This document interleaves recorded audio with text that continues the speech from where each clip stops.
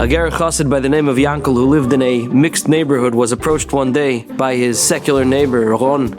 And Ron was livid. He said, "You datiyim, you people, you're so primitive." And he starts telling him that he was at a tzahal event where the soldiers were graduating, and there was a woman who was put up to sing.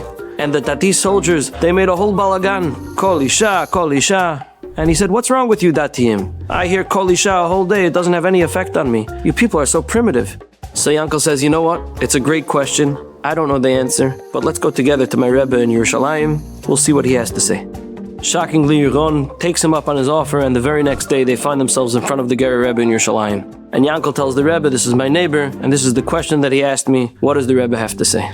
So the Rebbe looks at the fellow and asks him, "Tell me, did you ever see the Bedouins? Did you ever notice how they walk barefoot on rocks and glass and they don't even flinch? So tell me, who's more primitive, you or the Bedouin?"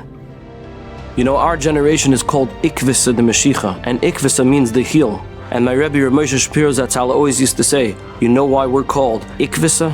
It's because our generation's problem is not that we're bad, it's that we're callous, just like the heel.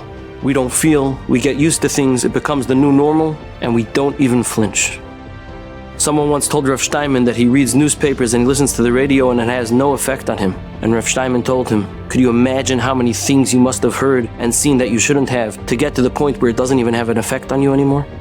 And the Sfas Emes tells us that that's exactly what happened to Klal Yisrael in Mitzrayim. They became callous, and therefore the first step out was Vayitzeis Yeschem mitachas sivlois Mitzrayim, getting them out of their tolerance level for the Tumah of Mitzrayim, from being soivel Mitzrayim.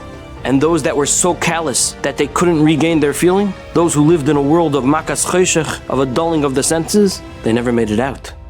When the Koisel was captured in 1967, there was a tremendous outpouring of emotion. The soldiers were bawling, and one soldier, a dati soldier, a religious soldier, turned to his friend, a secular soldier, and he said, "I know why I'm crying, but what are you crying for? Lama ata boche?"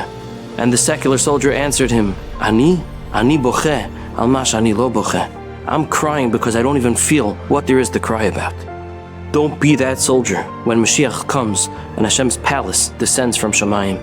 Take something you've become numb to and try to regain your sensitivity.